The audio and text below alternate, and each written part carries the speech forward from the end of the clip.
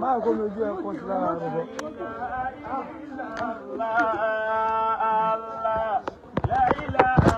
ibi ìkórí wà kẹsẹ̀ wà lọ́hùn. La ilaha illa orí tó wà níbà. La ilaha illa Allah Allah la ilaha illa Allah Allah la ilaha illa Allah jajobi Allah la ilaha illa la Allah la ilaha illa Allah Allah la ilaha illa Allah ashraqa nurullah ẹtú gbogbo okùn yẹn wasabata amrullah wa nafasahu kimullah la ilaha illa Allah Allah la ilaha illa Allah la ilaha illa Allah la ilaha illa Allah la ilaha illa Allah la ilaha illa Allah la ilaha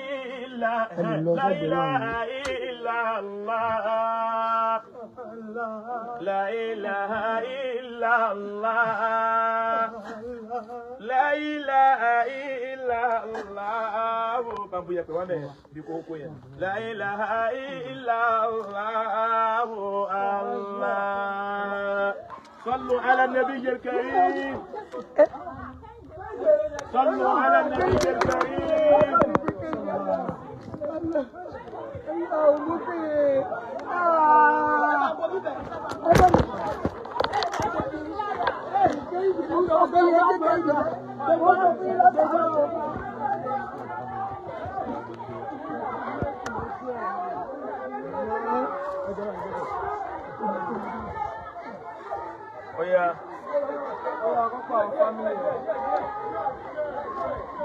Kọ́pọ̀ àwọn fámìlì yẹn náà wà.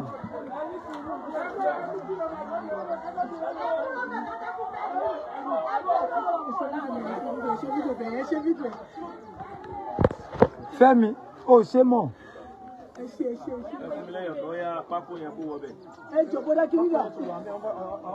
Sọ́ọ̀tì nọ́mbà ta ló ní fámìlì náà fámìlì kọ́.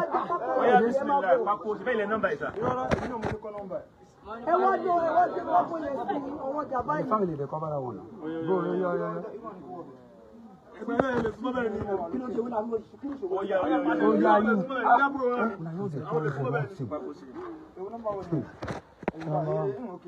No. Oya, ewé. Sẹ́ni ewé. Ọmọ ṣẹ́ ẹjára lọ́jà ewé tàbí ewé ló pa mí.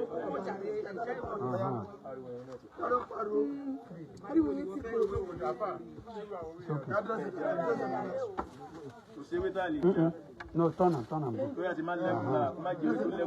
Okay. Omi tán gbé kó mi báyìí rẹ̀ a máa nídìí omi yẹn o. No, turn.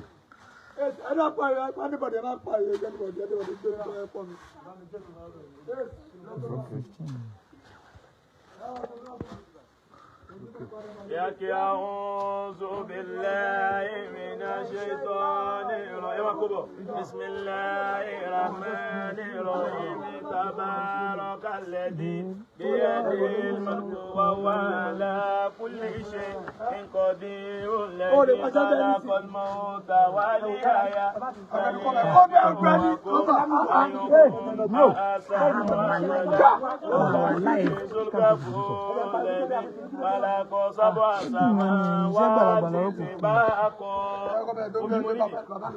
Omi tó pọ̀ ọ́dọ́ ti ní ìtìlẹ̀ pọ̀. وارج البصر هل ترى من فطور وارج البصر كرتين ينقلب إليك البصر كاسئا وهو حسن ولقد زينا سماء الدنيا بمصابيها وجعلناها رجوما للشياطين وأعتدنا لهم عذاب سعير وللذين كفروا بربهم عذاب جهنم وبئس المصير وإذا ألقوا فيها سمعوا لها شهيقا يكوكي وهي تفور تكاد تميز من الغيظ كلما ألقي فيها فوج سألهم خزنتها ألم يأتكم نذير قالوا بلى قد جاءنا نذير فكذبنا وقلنا ما نزل الله من شيء إن أنتم إلا في ضلال كبير وقالوا لو كنا نسمع أو نأكل ما كنا في أصحاب السعير فاعترفوا بذنبهم فسوقا لأصحاب السعير إن الذين يخشون ربهم بالغيب لهم مغفرة وأجر كبير وأسروا قولكم أو اجهروا به إنه عليم بذات الصدور ألا يعلم من خلق وهو اللطيف الخبير هو الذي جعل لكم الأرض ذلولا فامشوا في مناكبها وكلوا من رزقه